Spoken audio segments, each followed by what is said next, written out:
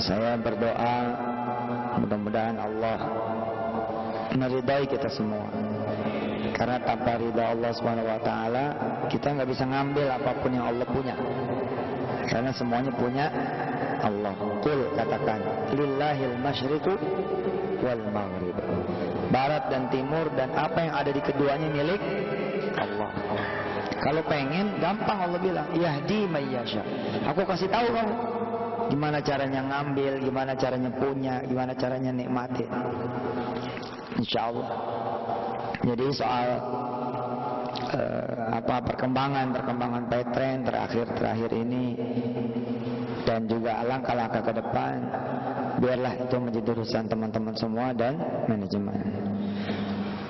Tapi satu hal yang menjadi urusan saya pribadi adalah urusan asas, yakni urusan basic, urusan tauhidnya, urusan akidahnya, urusan akhlaknya.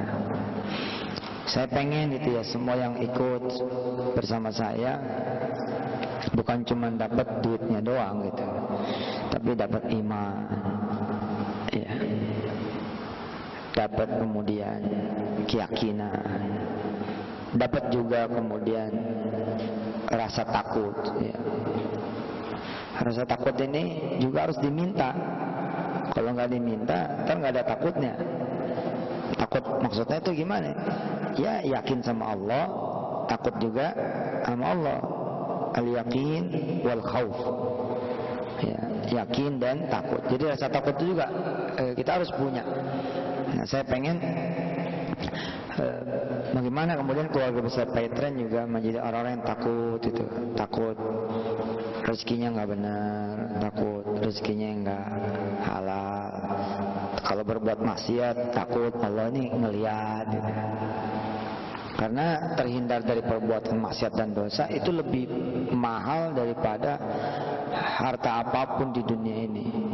Saudara menjadi leader yang penghasilannya miliaran, tapi sama Allah nggak ada takutnya, waduh, nggak bakal cukup tuh nanti nebus siksa akhirat. Karena Allah mengatakan di dalam firman-Nya bahwa jika kalian itu, jika orang-orang yang zalim itu, walau anna lil ladina zalamu, ya, ma fil ardi jami'an wa mithlahu ma'ahu laftadaw bih min su'il adabi yaumal qiyamah.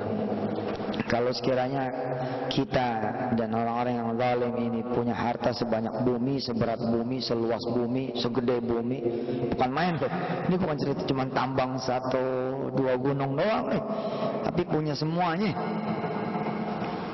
Dan Allah bilang punya lagi yang serupa dengannya. Jadi ada 2 tuh. Niscaya mereka akan merintih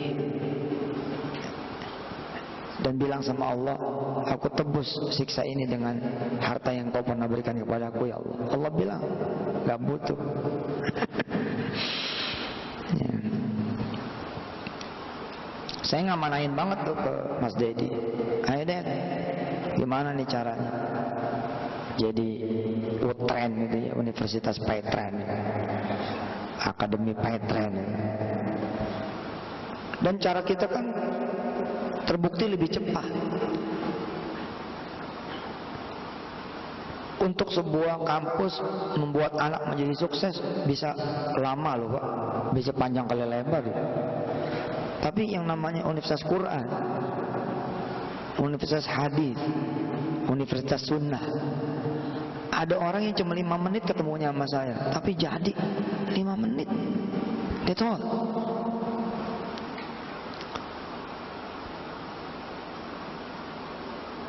Wala siyama nahnu nata'allam yaumiyan. Bagaimana lagi kemudian kita belajarnya harian. Wong yang 5 menit aja bisa kayak begitu. On TV, just on TV, only on TV. Hanya lewat TV. Oh, Masya Allah. Nah, gimana kita menyengaja ada kurikulumnya. Kebetulan kan bahan-bahan ajarnya kita punya semua gitu. Orang-orang mikirin bagaimana kemudian support sistemnya bagus. Nah, kita ini udah punya support system. Ini nih support system, the best support system. Bahwa Petren ini jadi semacam mangkok aja gitu. Mangkok aja, jangan sampai nggak ada mangkoknya. Mangkoknya lu mesti punya gitu. Gelasnya mesti ada gitu.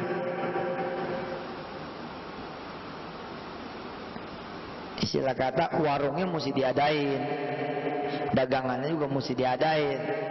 Itu tawakalnya jadi bener gitu. Tapi ilmunya kalau tidak membungkus warung ini jadi masalah. Aduh, nggak bisa beli obat nih, nggak ada yang beli. Nah, mulai berperkara. Mulai berperkara, disitulah asasi tauhidnya. Sabar ya nak, sama jualan belum laku. Nah, terus urusannya apa? Sepintas kayaknya bener banget tuh kalimat. Coba kalimatnya kan bener banget tuh. Sabar ya nak, keren kan? Sampai situ sabar bener. Tapi ketika dia nyebut dagangan mama belum laku, masalah. Itu yang menghalangi dia mendapatkan apa yang dia inginkan.